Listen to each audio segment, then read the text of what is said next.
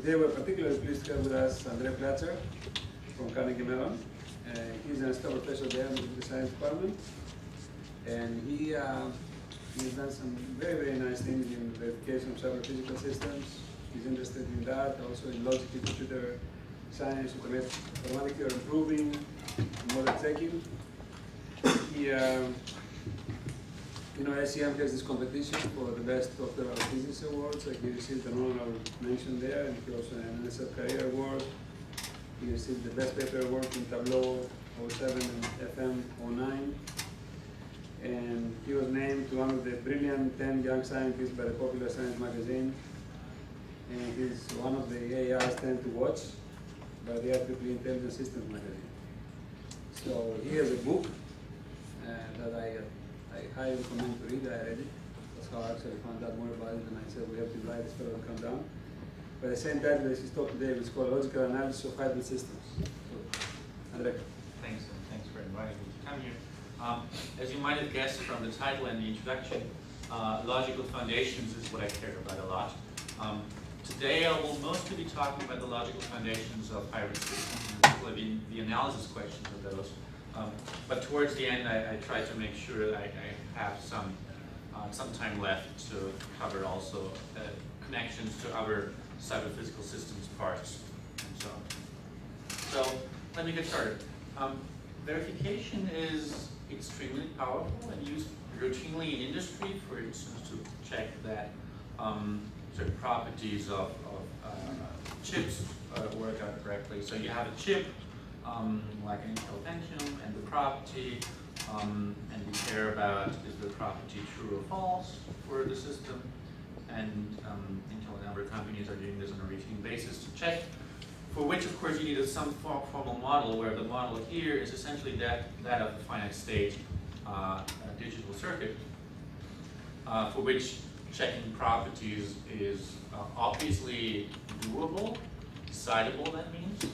And it's not that obvious how to scale it up and how to make it fast and so on, but there's been a lot of research in this direction. The way I see this is that the challenge of verification today is extending a little bit towards the cyber-physical domain, where all of a sudden you have a car and a property like, for instance, can this car ever crash into another car, yes or no? And the car, of course, is governed by computers that are embedded in the car and may decide, like driver assistance technology or lane change assistant or a gap assist that will tell the driver what to do, or sometimes even overrule decisions by the driver. And then it gets, of course, more critical to get the systems work out in a bug-free way. If my computer is crashing because of the bug in the operating system, that's annoying, but if the plane I'm sitting in is crashing, it's more annoying. For those systems, of course, you also need some formal model, look inside what's going on, and realize what the connections of the system are, and then take a look at what you can do. So globally, you could say the question behind this research is a question how we can design computers that are guaranteed to interact correctly with the physical world. And the most important word in that sentence for me is the guarantee. So not just something where you would look at the system and run a couple of tests and then say, yeah, the tests worked out okay, so I hope every other situation is also okay. But something where you have much more of a guarantee, that you can say, for the following reasons, I have very strong reason to believe that my computer controller for your physical system will do what it should do, or at least won't let me down as far as safety critical aspects are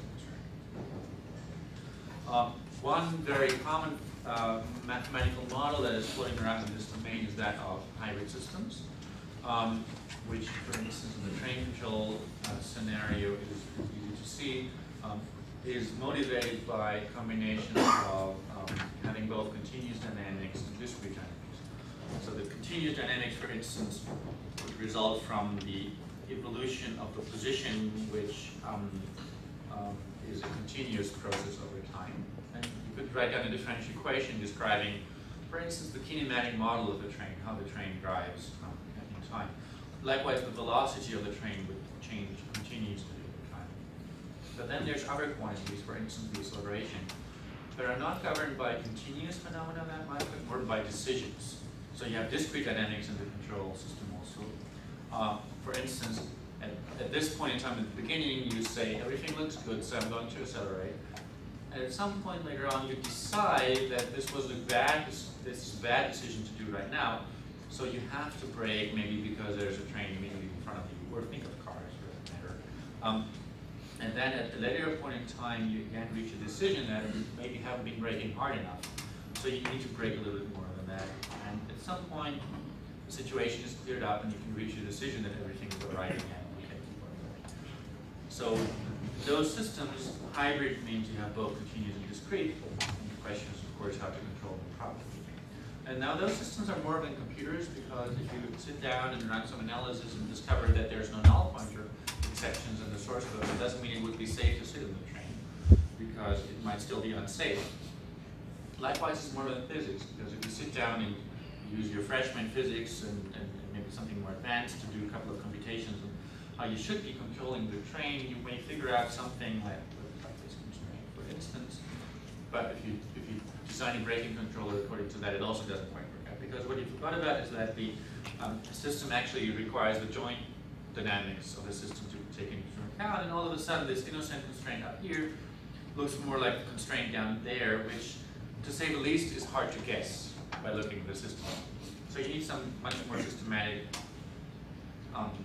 way of analyzing systems with respect to what actually are the constraints and how do we know that the constraints we found actually match our way of how the system should work. So for instance, here's what would be called the controllability region for the European train control system, which is what this example is all about that I'm going to keep on drawing from, where you have velocity that's changing over time, and you have so the axis on the right is speed or time or position, doesn't matter much, and you have the movement authority, which is a point on the track that keeps on changing and is the current point up to which the train is allowed to drive to. It wouldn't be allowed to drive further than that because there could be other trains further.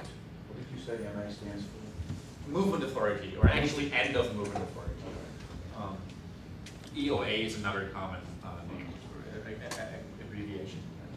So the train has authority to move within this region, but it doesn't have authority to move any further than that unless it communicates with radio block controllers using essentially cell phone communication. Say, please let me drive on. And the controller would say yes or no. But in any case, there's this region within which the train has a controllable choice at all. But what does this mean? That at every point in time it has to reach a decision. Do I want to accelerate or do I want to brake? And since this point is reasonably in the interior of the controllable region, it looks like a good idea to just keep on accelerating because that's more efficient. But that may be a bad decision, because if you accelerate now, chances are your sensor updates may come in a little late. Chances are your computations may take a little bit of time, and most of all, your braking actuators actually take a little bit of time to build up force for the brakes and so on, and you need to get the water off this and so on. So that takes a little bit of time. So at some point in time, when you are again able to reach another control system, this may already be too late. So you would miss the end of the movement authority and possibly have fraction to another train. And when you think of the constraints that are involved here, then this is the start braking point, which is a dynamic quantity changing over time, depending on the movement authority and current velocity and position and what the train can do and lots of other stuff. That is the latest point in the track at which I really have to start applying the brakes, otherwise I'm in trouble. And the constraints that you need for this are the ones you have done here, but how should you possibly come up with something like that? Or, more generally, can you decide whether a logical formula is true that says all the movement authority that are given to us externally by the radio block controller, that's beyond our control what that movement authority is it true that we have a start braking point on the track, such that if we control the train according to that, the train is always safe? Is this logical formula true or false, and in which logic is this logical formula actually a logical formula? So far it's pretty deformed. Let me stick with this. So So hybrid analysis, or hybrid systems analysis is of course important beyond the train control example I'm talking about right now, but that is more intuitive, so I keep on referring to that during a couple of parts of the talk. You also, of course, have similar phenomena in air traffic control, where you have movement and decisions. You have them in car control, where the cars move and decide. You also have them in chemical or physical reactors and so on, medical devices and lots of areas. So first, I'm going to share with you this logical approach to how you can model systems, hybrid systems, and the properties you care about within a coherent logical framework. And then I'm going to show you how, after you've done all this modeling and writing things down, how you can actually do something with it, which is do the reasoning and do the verification and prove properties about the system you care about. So first, this conceptual approach of differential dynamic logic, which is a combination of dynamic logic and hybrid programs, and it is the logic I claim of hybrid systems. But the question is, let's take a couple of steps back, what actually is the logic of hybrid systems, and how do you build something with which you can reason about the hybrid systems good enough? So here, first of all, you realize that you need real quantities, not surprisingly, because you talk about real positions, real velocities, and so on. And you also need nonlinear real quantities, for instance, to characterize this controllable region of the train controller. So formally speaking, you at least need nonlinear real arithmetic. But then you need a little bit more than that, because you may have something like a velocity bound. Let's just assume 1 would be a terribly large number. Velocity less or equal 1 is also true. And then you may want to have both properties be true. So you are controllable and your velocity isn't too high. So you may be interested in the conjunction of the two, show the region down here. Of course, now that you have a little bit of logic, conjunction, you may want to have a disjunction of the regions or other propositional logical operators for those. You need even more than that, because the other thing you need are quantifiers of the variables. For one thing, so that you are able to talk about things like for all movement authorities, so the point here at the end, there is a start breaking point, so there's a choice of this point such that something holds true for the train control system. But you also need those quantifiers here, the universal quantifier, for all times something holds true, in order to be able to talk about time or durations or things happening over time.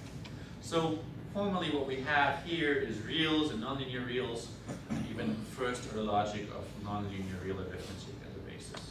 So everything you can write down with quantifiers, logical operators, and nonlinear real arithmetic. That looks already like a lot, but it's not sufficient, because so far you can talk about what's true in one state of the system. But if this, say, is your safety property, that's great that it's true in one state of the system, but what you really care about is it true for all the states of the system? So a logician's choice here is to introduce a logical operator for that, which is the always operator, classically written as a box. So always safe means in all the reachable states of the system, the safety property holds true. Now, for this always operator, of course, you need to say always with respect to which transition system of your system. So how does the system evolve? Not just always, but always with respect to the particular system you care about. So what you need to do is parameterize the box by the system train you care about. So you need to say something like all behavior of the train is safe, meaning all transitions that are validated by the train behavior only take us to safe states. And then of course in the next step you need to come up with a formal model for the train, because you can't just pick a train from the railway station and put it inside your logical formula. You need to write down a model for the system. So the easiest model to start with is a differential equation, which is at the KeYmaera model. For the second time derivative of the position is the acceleration you've chosen. And then the acceleration is a matter of control. So before that, you say if my position is more than the start breaking point, then I set the acceleration to -b for braking. And we're I'm done with this discrete part of the control, after that subsequential composition, we follow the differential equation. And then the square brackets around the whole thing mean all possible behavior of the system that sits inside the brackets is such that we are safe, which translates into all behavior of a dynamics following this system only takes us to safe states. Now this logical formula is now one that follows a reasonably well-defined syntax, and it now makes sense to ask, is this formula true or false? Or better yet, is it true under all circumstances? So logicians call this valid. Or are there exceptions when it all of a sudden wouldn't be? And this formula turned out to be not true under all circumstances, because of course it's only true under a couple of assumptions on the system, because if you already start in a state where you violate the safety property, then there's no hope of always staying inside the safety property. So you at least need some assumptions. Also, if you start with your velocity in your mind, it's a little bit tricky. So you need some initial conditions. And you have a bigger logical formula. Logical formula C implies all behavior of this system is safe. And that's a typical pattern of those logical formulas that you will see floating around. So some initial condition, all behavior of the system dynamics, and the post condition that we care about, never leaving this region. Now, I've used here the hybrid program notation for hybrid systems. A lot of you are probably familiar with the hybrid automaton model too.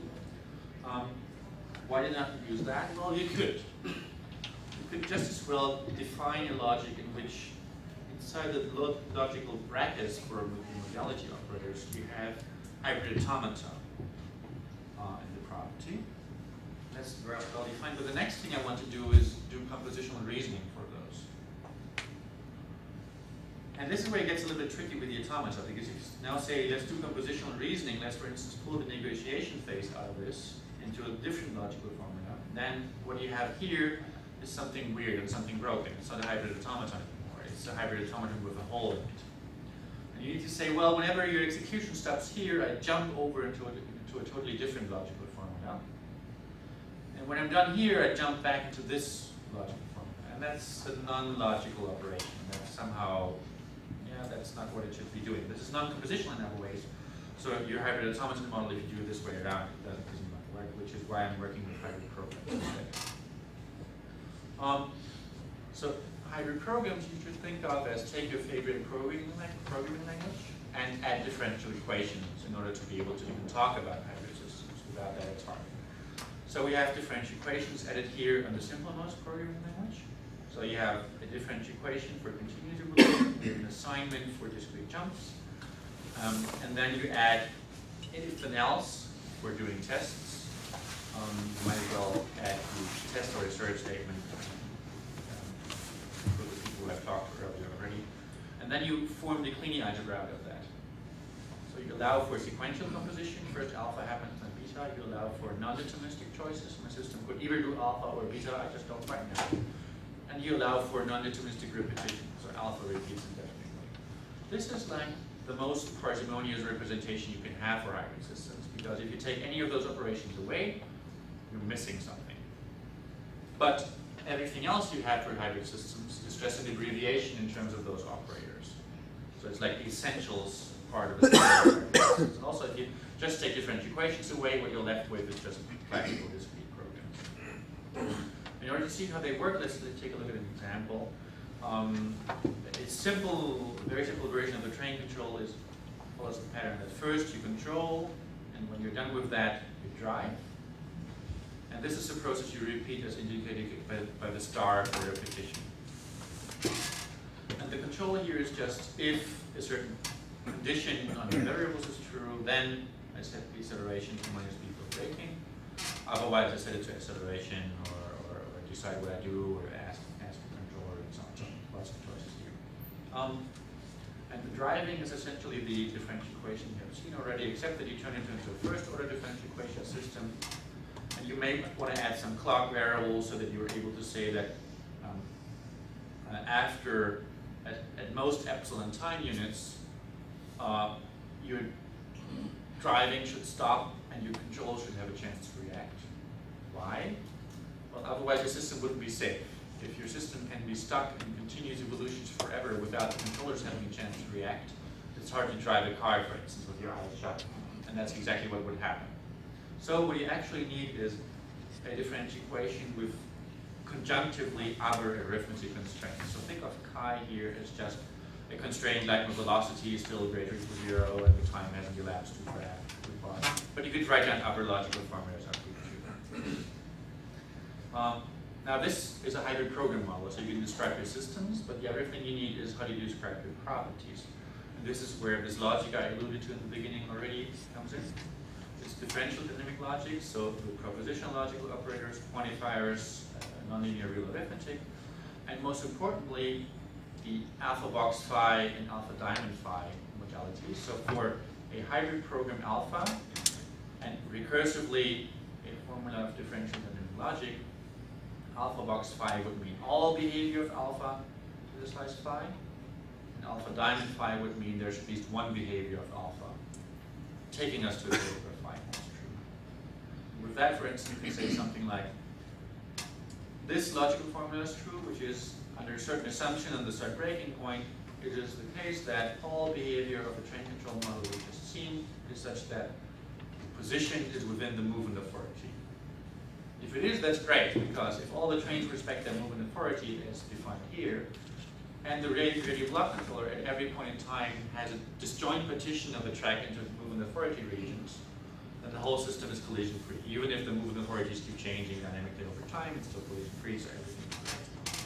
This is the property we care about in the system, or let me rephrase. One of the properties we care about in the system, and of course, the next question coming up is how do we verify this? But maybe before we go into this, let me give you a little bit more of an intuition of what the meaning of those logical formulas is and so on. So for a hybrid program, the meaning of a hybrid program is whatever transitions it can execute when you run it. For an assignment, it just means I can go from an old state, which is a vector in the real vector space, so a real number for each of the state variables. I can go from the old state to the new state if I change exactly the variable x according to this assignment. Okay, easy, good. Now, from an old state, I can go to a new state along a differential equation. That's a little bit more tricky. Here it means if you can connect the initial state v with the final state w along a solution phi of this differential equation that respects the differential equation all the time. If you, in addition, have arithmetic constraints to obey, that just translates into the arithmetic constraints chi need to be true all the time also. So in other words, this evolution was too long. We should have stopped at this border at the latest. We can't go further.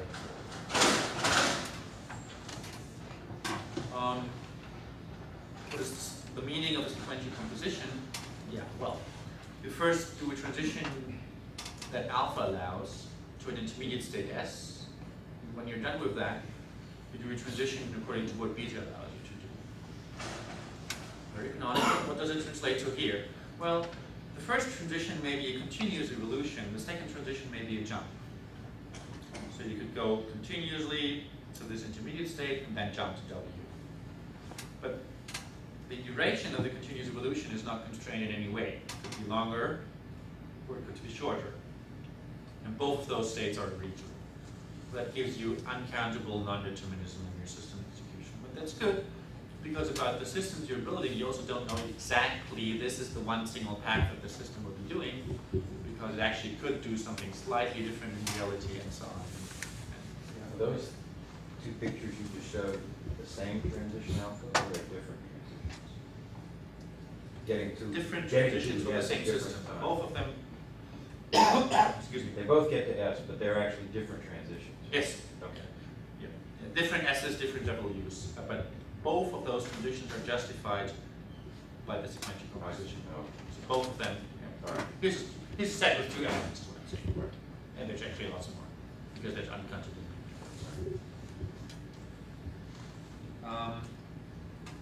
Repetition. Well, what can a system do that repeats the process alpha? Well, what it can do is do alpha to some intermediate state, then do alpha, do alpha, do alpha, do alpha, arbitrarily often. So for instance, the system can do a continuous evolution, and then a jump, and a continuous evolution, jump, into continuous evolution, and so on. So this is truly a hybrid behavior, discrete and continuous mixed, and keep on doing something. Choice. All behavior with choice is whatever alpha can do, union whatever beta can do. So the system could, for instance, choose either follow the blue path or follow this really red path. A ball could roll down the hill on the left or on the right, and do it that way. And tests, let me just skip over that unless anyone is terribly interested in this, because this is easy, but it isn't. Now, the logical formula alpha box phi is true in the state if for all the reachable states, and we can reach by following what the hybrid program alpha allows us to do, well, that's what we just defined. From V, where can we go to? For each of the states we can go to, we check, is the formula phi true there? Think of phi as, for instance, my train hasn't crashed yet. So all behavior of the train, and each of the states I check, did I crash, yes or no? If all of them say I didn't crash, then the world is fine, and the logical formula is true here. Now, this is the box operator. The diamond operator is there is a behavior of alpha taking us to a phi state. But this is only the alpha span, so only for the hybrid program alpha. In the same state, we could ask for the beta span. Is there a beta behavior? Or we could nest them. We could say, is there a beta behavior such that all alpha behavior is safe? And here and there and there and everywhere, you can throw in quantifiers. Like, is this true for all parameters, for some parameter, for all initial states, for some initial states? So you can write down very complicated logical formulas expressing various complicated properties about your system, which gives you a very expressive logic to work with. The thing that still makes it work for verification is the fact that this semantics was totally compositional. So every meaning of the whole is just defined in terms of the meaning of the pieces. And that's what I can exploit to turn the compositional semantics into compositional proofs. Why do you want compositional proofs? Well, because without that it's hard to scale up to big systems. What's difficult about computational proofs, compositional proofs? Well, let's see. Here's a system with just a damped oscillator that's spiraling into 0. So this system is, for instance, safe, really contained inside this box. This is also a damped oscillator, just a slightly different mode configuration, also safely contained inside this box. Now you have 2 modes of the system, the solid and the dashed mode, and both of them are safe, and you start switching between the 2. So you go solid until you hit the dash diagonal, and then you go with the dashed mode until you hit the solid diagonal, solid mode until you hit the dash diagonal, and so on and so on and so on and so on and so on. And that's great because you still are safely inside this box. This is a good equation: safe plus safe equals safe, or stable plus stable equals stable for that matter. Unfortunately, it's a bit of a lie because if you just change the system a little bit, just tilt the axis a little bit, it stops being true because now you evolve and switch and evolve and switch and evolve and switch, and slowly you keep on getting bigger and bigger and bigger and bigger and bigger, and of course you violate all of this. So in other words, compositionality, yes, but that was a little bit too simple. Safe plus safe equals safe. What the logic that I showed you and the proof system that I will show you actually allows you to do is take the system and derive the constraint. Well, when would it be safe? Exactly under the assumptions up here on the switching diagonals and so on. But of course it's hard to figure them out just by staring at the system. So, but the next question coming up then is, if we want compositionality and if we want proofs, how do we get them worked out in a sound way so that we can distinguish the 2 scenarios of the one where safe plus safe actually equals safe and the one where safe plus safe equals. Well, where do we start? If we have a logical formula down here that says I can follow an assignment to a state that is safe.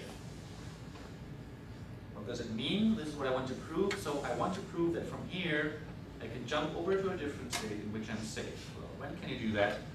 If I actually have been safe already with just substituting x by its new value, theta, which of course is a term. So in other words, if you can prove the logical formula up here, you have also proved the logical formula down there. What can you do with differential equations? If you want to show that you can follow a differential equation to a safe state, well, one thing you can do is, if you want to show that it can continuously evolve to a safe state, if you happen to know a solution of the differential equation, or more precisely, if you happen to know a solution of the symbolic initial value problem, because you don't know the initial values, it's just whatever x has. What the value of x is depends on how your system got there. You can't say it's 0, 5, 9, 2, just an arbitrary x.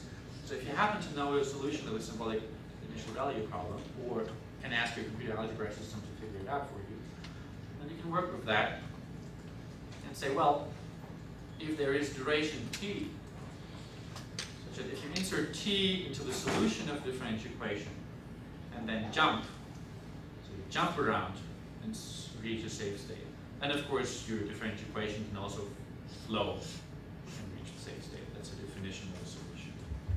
Now, this proof rule is useful whenever you actually can solve a differential equation. When you can't, you have to do something more tricky than that, but I'm going to postpone this question until later on. Now, the good news is that the semantics was completely compositional, so all the verification rules that you'll see are completely compositional. For instance, how do I prove that all behavior of a system that can do a non-deterministic choice between alpha and beta is safe? Well, the system could go either way, and I don't know, so I have to prove that it's safe for all the alpha behavior, which is the left subformula, and I have to prove that it's safe for all the beta behavior, which is the right subformula.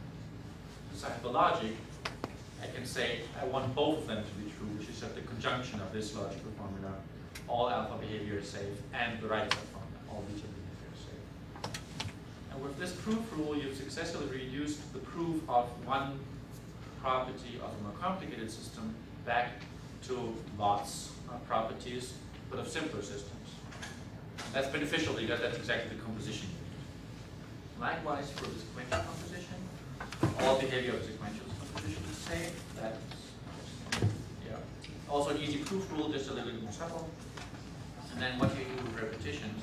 So if you want to prove that all behavior of the repeating system is safe, that means no matter how far you go, you end up in a safe state. For that, you need to prove that you start safe, otherwise you've lost the game with 0 iterations. And then you need to prove that you stay safe. So whenever you start safe, you do just one step of alpha, you're safe again. So you're safe, you do one step of alpha, you're safe again. So you're safe again, so you're safe again. Induction, safe always.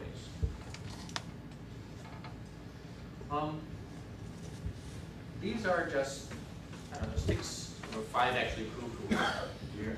It's a very simple set of proof rules, but they are pretty useful. But I haven't shown you all the proof rules yet. In order to get there, let's look at this example here, where you just conjecture whenever you start within the movement authority, then can you possibly leave the movement authority, even though you're really trying hard by braking with maximum force? Is this formula true or false? Well, let's figure out. In order to figure out, let's just take this logical formula and apply the proof rules to it, which is pretty mechanical. Do the differential equations here, we can solve it. But now we have a problem because we have a quantifier in front of the whole thing. And I didn't exactly tell you what to do with quantifiers. What you would want to do, since this is a quantifier over a real variable, you would like to use the canonical decision procedure for real arithmetic, which is originally due to Tarski with extensions due to Collins and so on. I'm talking 1930s, by the way. The only trouble is that this decision procedure due to Collins and Tarski doesn't apply here. even though these are real variables, because what we talk about here is not just a formula of pure first-order logic, but it's a formula with modalities inside. So it's a formula with reachability questions. Now we're asking, is there a time t such that if you follow the system dynamics, then at the end something happens? And that's a much more tricky question to ask.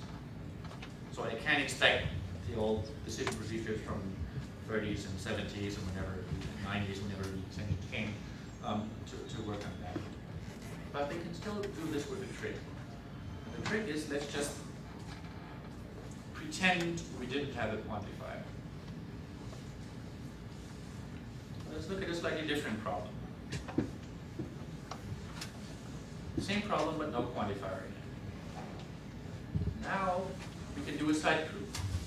You can just look at this, apply the proof rules I've shown to you, step by step until you reach a situation where the variable t that was previously quantified isn't quantified anymore, and it doesn't have any dynamics in front of it. When it does, you go back to the original one, remember, oops, I did have this quantifier, so let me squeeze it in front of the whole thing. Then you can ask the classical quantifier elimination procedures, what is the result of that? You're going to get an answer. Well, it actually all would be true if your velocity is too big. In other words, even though you start safe, you're going to end unsafe, even though you're braking, if only your initial velocity is too big. And that, of course, that constraint makes a whole lot of sense. And with this proof rule, you now have an actual working set of. Let me skip over that, because this is stuff that is exciting from an automation and logic perspective and so on. But maybe it will take us a little far. So let me just show you how the system actually works.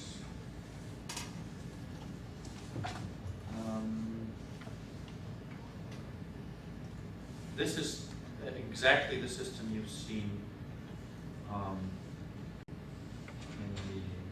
the slides. So you have something like, if you start in this initial region, then always when you follow this system dynamics that's now in gray, you're going to stay inside a region which is down here in yellow. And well, then there's two ways of working with the system. One is that you just say, well, I don't know, this is my problem, why don't you go ahead and find a proof for me? And it runs off and tells you, well, here's a proof that you can then look at and so on. Only this is not particularly useful for explaining to you, and also useful for learning about the system. Another way of working with the system is you just say, let me work this property out by hand. And it will show you what's applicable here. For instance, this is a variable declaration. Okay, let me get the variable declaration out of the way. Whereas this, it's an implication. What could I do with it? I could use the implication right principle. This is a conjunction. I could, for instance, compute the conjunction if that would please me. Actually, doesn't help anything. And at some point I say, okay, I don't know, why don't you keep on going a couple of steps, and then I hit run and it stopped again, and I say, okay, looks pretty good to me, why don't you keep on going? And then I look at the proof and say, what did it end up doing? There was a loop, it was doing some induction, for that it found some invariants that it needed to do. In the induction case, there was an if statement. Well, an if statement could come out with the branch condition being true or false, I don't know. That is a dynamic property, so I have to consider both options. Here's the option where it did come out true. Here's the option where it did come out false.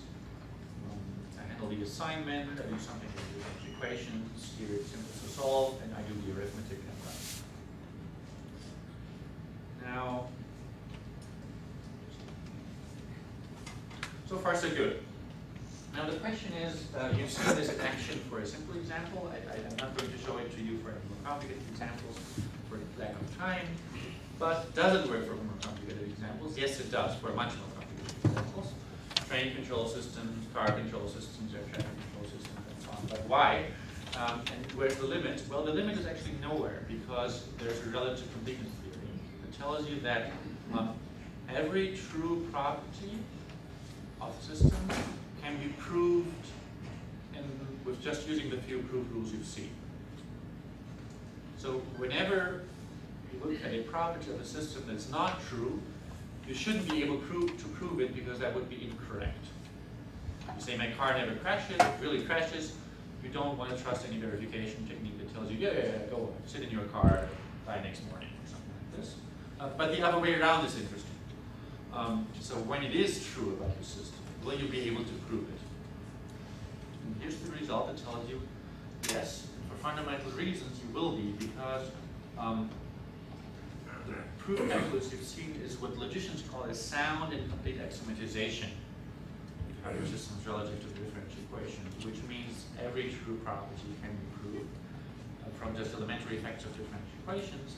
And it also tells you that hybrid systems have always been claimed to be much more complicated than continuous dynamical systems because of the interaction with discrete and the switching and all of that makes it much more complicated. Well, true, on the other hand, proof theoretically, that's not the case. Proof theoretically, they're both exactly the same.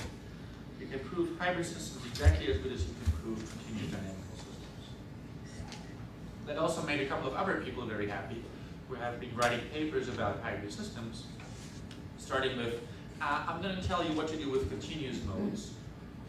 I'm not going to tell you what to do with everything else because I hope it can be lifted somehow. I have the reason to believe in intuition that and why it can be lifted and so on. But I'm not going to tell you why because it's not so easy to see. Here's formal proof that this can always be done. So every proof procedure for continuous dynamical systems can be lifted to hybrid systems. And the proof calculus shows you exactly how. It lifts this in a perfect way. And it also shows you something else because what the proof calculus does is working all by decomposition. You always work with, let's take a look at a more complicated property, reduce it to pieces. A priori, it may not be clear where that would always work out, but here's a proof that it does always work out because recursive decomposition is always successful for those systems. So how can you verify by verification decomposition for this like Yes, that also does work out, but it does. But there's If it's stable. There are no if it's stable. If it's stable, you can prove There are it's no stable. counterexamples. But I compose stable systems and what I get is not stable. But the point is that if the system is But he's saying if it's stable, then you can prove it as well. Right, and the intermediate property might be stronger or different than Yes. stability for the subsystems. yeah. Okay, but then you have to have conditions in the way you compose. No, you don't have to have any conditions on that. But if you compose your system in a way where it's complicated to conclude stable plus stable equals stable, then the intermediate conditions you have in the decomposition of your system are going to grow and grow and systems grow. where I do not know if your overall system is stable. This is what I'm asking. But I do know that the individual components are stable. That's the most common problem. And I want to be able to have conditions under which, if I compose them in a certain way, then stability of the components gives stability of the system. What this gives you is a complete answer. But it does, because if What do you have a complete answer? it gives you a complete answer in the following sense. If your system actually is stable, Well, this is like the theorem that I get from the communication people, right? If my assignment of rates is within the capacity region of the network, then the algorithm converges. Thank you very much. and this is different because This argument, it's important to see the difference. I'm trying to illustrate. A logical formula is either true or false. huh? A logical formula is either true or false. Yeah. If it is false, we have no business proving it. If it is true, we would very much like to know, can we prove it? If it is true, this theorem tells us that there is a proof. But what Rance just said is very important also. The proof is strictly compositional, everything is great, but when conducting the proof, sometimes the intermediate properties you're going to look at are a lot more complicated than the pieces you started with, and that happens exactly when during the decomposition of the system, you keep on asking sub-questions that get more and more and more and more complicated. And that's where this phenomenon comes from. So this is perfect in the sense of, yes, it can answer all the questions for you, but this is perfect in theory because this is a theoretical result so far. The other question is, but how do you automate this result? And that's where we are, I'm using a couple of fixed point procedures and so on, and they typically work out pretty well when the system has a very good structure. But when the system is built in a way that everything depends on everything, they tend to not work. So I can interpret the word good structure as conditions. Yes. Yeah. But it's not, I wouldn't necessarily, it's not necessarily easy to have a very sharp and perfect characterization for when exactly is it good structure. No, I'm going in completely different direction. I'm going to what one means by stability. Okay. So here is the counter argument to what I gave you. If I formulate stability, because always a sufficient condition, right? Yeah. If I formulate stability conditions in terms of dissipativeness, then it is true that if I compose dissipative systems, I end up with dissipative systems. Yeah. Okay. Yeah. There's resilience. And that is much simpler. Yeah. The conditioning Of course. in that way of putting it, it's much simpler than if I just want just stability. Yeah. So there must be something in the interconnection that tells me this. Yeah. You want to call it structure, fine, but Yeah. because one of the things that you stumble upon, especially control people, is exactly that. There are very few properties that are composition. Yeah. Here is perfectly compositional, but always keep in mind that for complicated systems, the intermediate questions you're asking keep on growing more and more complicated.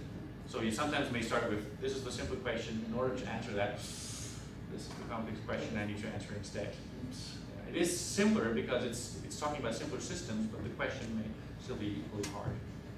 Okay.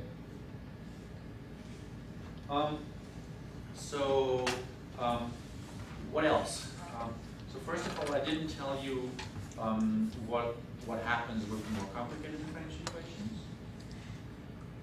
I didn't tell you that actually there's also temporal variations of the logic that I have here. I didn't tell you that there's also stochastic versions of that, so when you have stochastic hybrid systems. I didn't tell you that there's also distributed versions of that, so when you have distributed hybrid systems. I didn't tell you how the fixed point procedures work that turn the theoretical result into a practical result. I didn't tell you how KeYmaera actually works. And I didn't tell you about the applications we have, for instance, in air traffic control. We have verified systems with 5 or 6 aircraft and roundabout maneuvers here, like the flavor down here, and prove that they work correctly so the aircraft can collide with each other. Railway control systems, we've done safety, controllability, liveness, reactivity properties successfully with KeYmaera.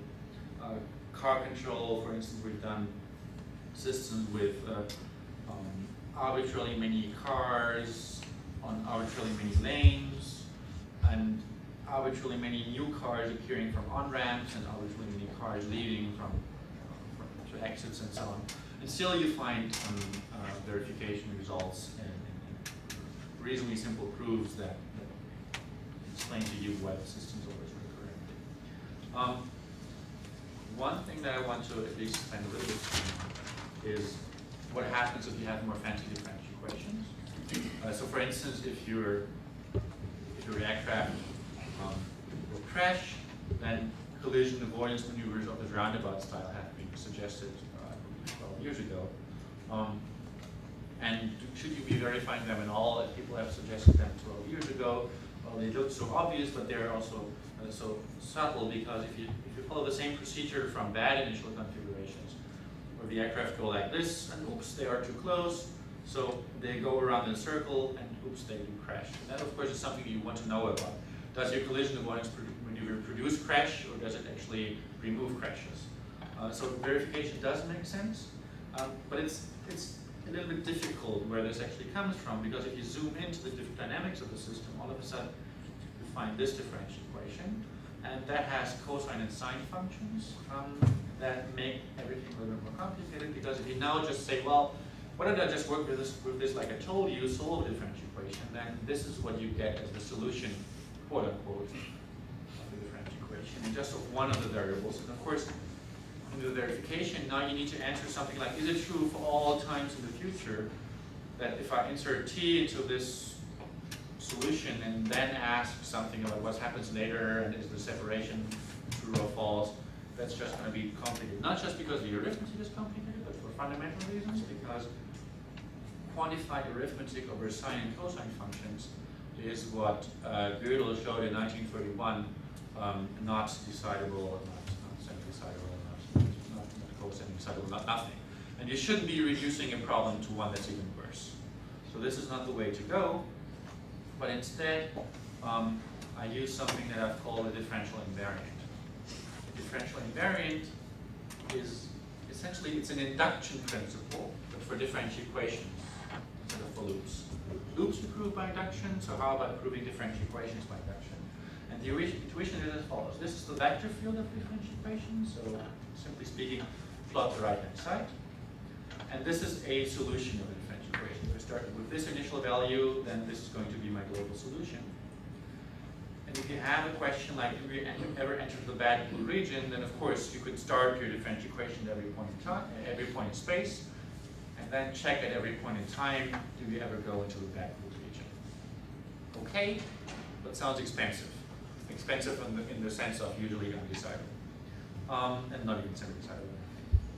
But that's too much. You don't need to know the global solution to answer this question, because all you need to know is, could your dynamics ever take you from safe into unsafe? If there's no local error in the vector space, a vector field that goes from safe to unsafe, then if you keep on following the vector chain, of course, you can never go somewhere unsafe.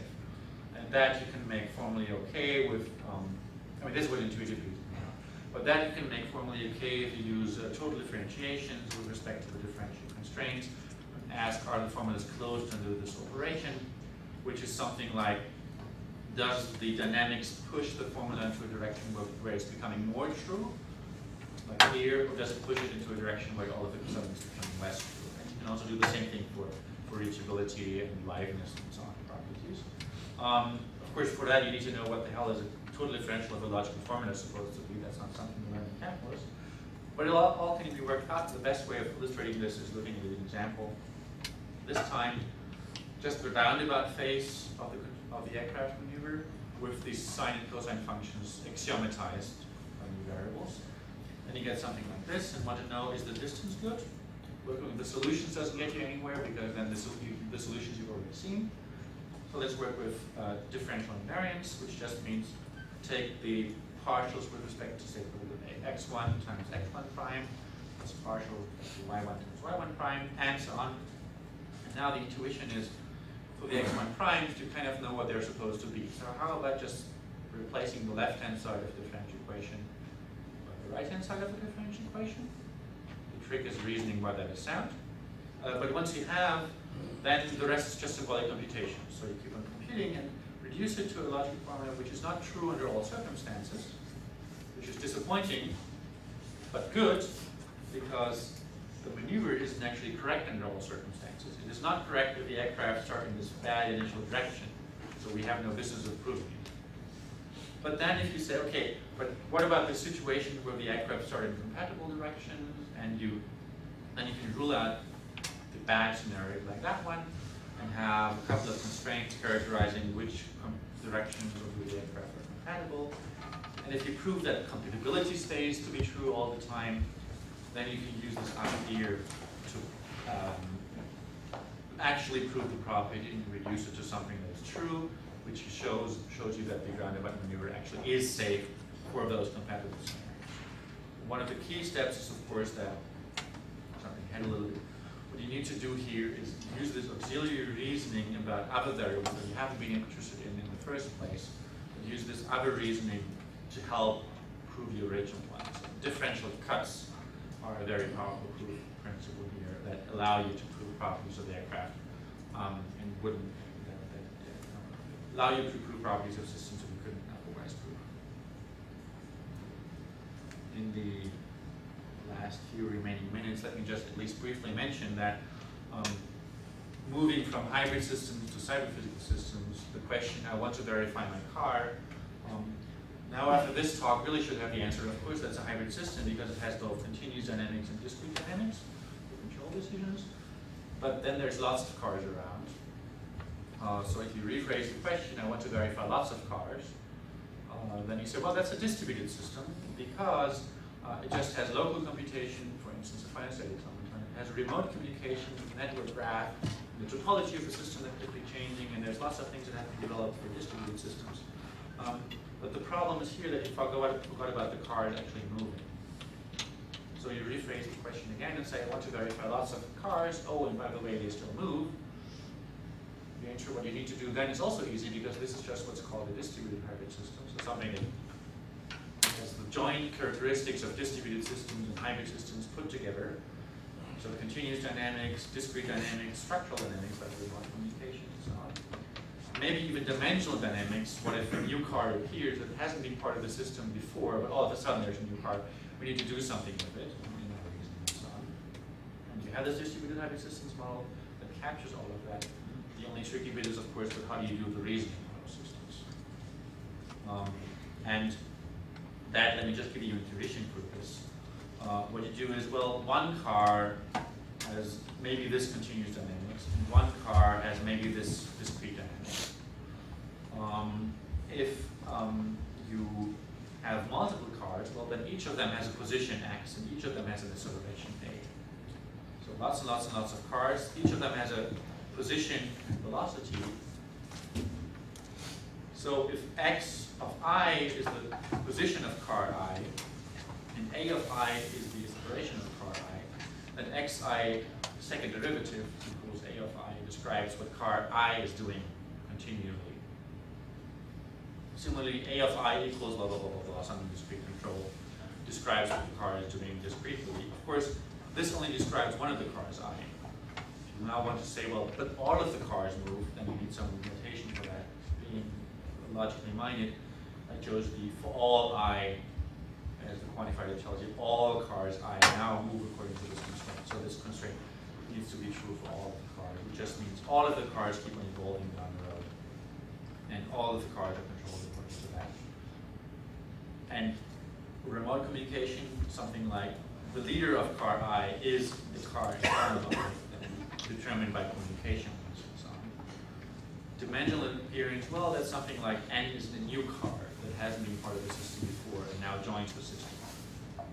Here you have a system model called quantified hybrid programs, where the biggest difference to the hybrid programs you've seen earlier in the talk is that you have all those quantifiers. Well, you strictly speaking had quantifiers before also, but these here play a slightly different role. They quantify over the arguments of first order functions. They quantify over all the cars in the street, which is of course of a totally different character because it quantifies in state space, or in the dimension of the state space.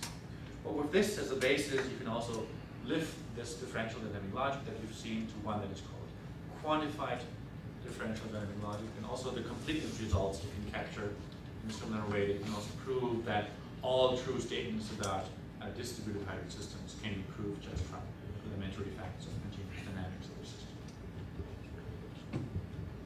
That, I guess, I'm more or less Who knows what yet? Who knows what yet? Who knows what? Are they still in the system? What information does each How car do I have? know where everybody is and who knows It's what? ontologically completely neutral. It just depends on what you're modeling in the system. So, for instance, for the car control scenario, we've looked at different, let me say, steps of development. So the first system we looked at is, let's just assume all the cars have perfect information about the other cars, and let's just assume they all are controlled at the same point in time. Well, that you can verify. Right. Now we've verified that. Now let's change the model around and look at the model where all of the cars have perfect information, but all of the cars are controlled at different points in time. And now we verified that. Then you change the model around again and say, what do you do if the cars have imperfect sensor information? So I think the car is here, but really it's already there, or it's already there. You can write a model for that and do another proof. We've done that. Now you change the model around and say, what if you have delayed sensor information? So someone communicated the car is here. That was true, let's say a minute ago, but it stops being true now.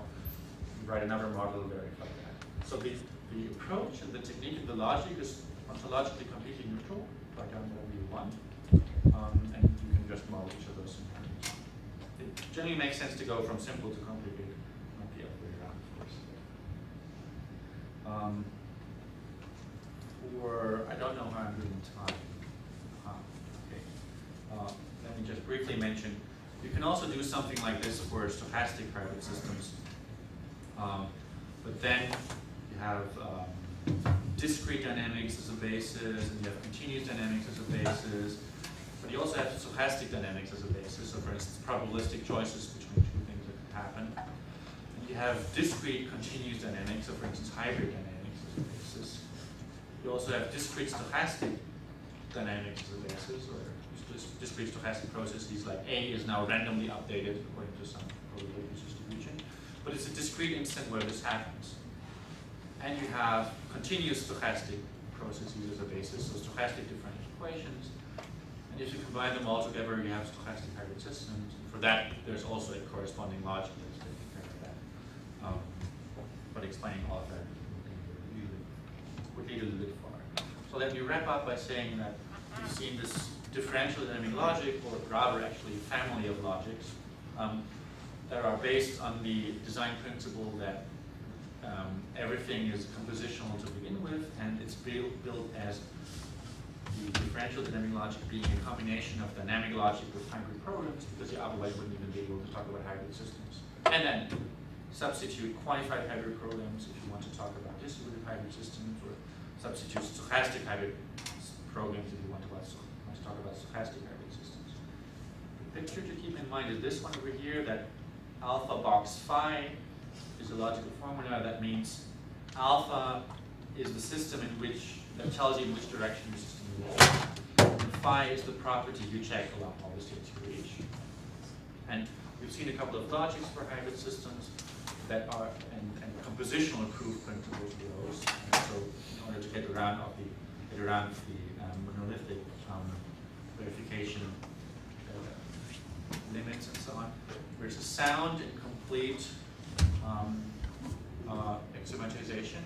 So you can prove everything that's true relative to the basic properties of differential equations. You've seen this differential invariance business as a very powerful proof technique to prove properties of more complicated continuous dynamics of the systems. Of course, lifted in a perfect way to the hybrid system world. It's generally a very rather nice combination of theory, practice, and application. And you've seen those distributed and stochastic extensions. And if you want to read more about everything that has to do with the hybrid, there's the book. If you want to read more about the distributed hybrid or the stochastic hybrid systems, I can give you pointers to papers, or you can just look them up on the webpage. And generally, this combines a lot of math together, I admit.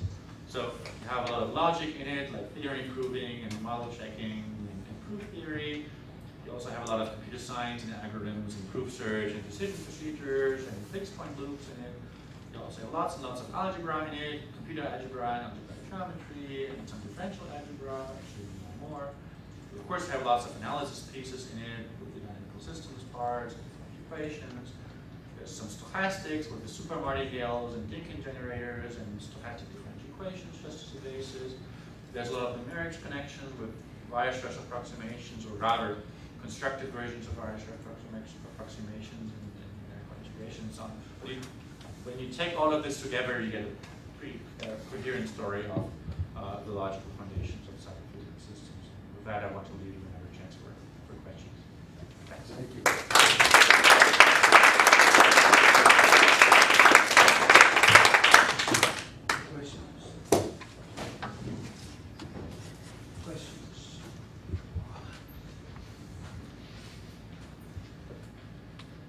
Question? So you showed a picture of the acceleration, which is got a constant, right? So here you can see the logic affecting the physical system, but the physical system can also affect the logic, or restrict it. You know, you can't just change the acceleration infinitely. That requires an infinite force, right? I mean, this is not going to work. So help me. Okay. Yes, this is on purpose. I started with something that is easy first. And of course you can say, well, it's not really like that because you need to change the acceleration and it takes a little time and so on. And then you change the model around. But it also illustrates another interesting point of hybrid systems, that in hybrid systems it gives you the flexibility of looking at the phenomena either through a discrete lens or a continuous lens. And you don't have to throw yourself and all your techniques out of the window just because you're changing your mind. So example, biology is, I believe, the best example for that. Biology, that's hybrid systems. Right? Well, of course, because there's molecules that do something, that's a continuous phenomenon, concentrations and so on. And then there's genes being activated or deactivated. Well, that's a discrete phenomenon. Let's think about the concentrations again. Concentrations is a continuous phenomenon, but then there's a finite number of molecules that is involved. So it's a discrete phenomenon. Then you say it's an awful lot of molecules involved. So maybe continuous is a better approximation. Then you go into regimes where all of a sudden you only have a very small number of molecules that is involved. And you say, maybe discrete is a better model for that. So in hybrid, you have this flexibility of going back and forth between discrete and continuous. And depending on what kind of model or what kind of question you have, you're free to choose either way. And for instance, for the acceleration, I've been told at least that this is a rather reasonable approximation, because even though it takes a little bit of time is important until the brakes act, then they act close enough to the spike. But it's part of the hybrid system story that you can change it around. It's still okay. At some level, however, you will have to reach a decision.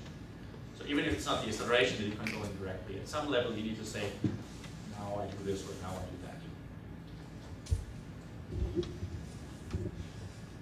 Other question? Let's speak of the biology question. How do we explain this, the fact that certain signals in certain biology, they are designed so as to influence the control system? So there is a looping between how I signal, because, for example, if you are in the room and you think carefully about the delay between closing and opening the door, it's not symmetric. There's a reason for that, because you don't want to be caught, right? Yeah. So there are many examples in biology where the so-called motifs for communication are designed so that the delays of the control are so that you get stability. You change that, you get. Now So there is a relationship between the way that these controllers communicate by what function they do. And if you change that, and that actually gives you compositionality property, a lot of things like that, because they keep remaining stable, not breaking for everyone. You change it, and I guess the problem is that my full knowledge of biology is limited. no, this is. But on the other hand, that's why I was asking you Yeah. who knows what, because the issue is in the cars, right? Yeah, I agree with you, both systems and so forth. But at what point I know the accelerators of others? Who knows? My neighbors, others. How do I get this from local to global in a way that is provable? First of all, let me go step by step. So first of all,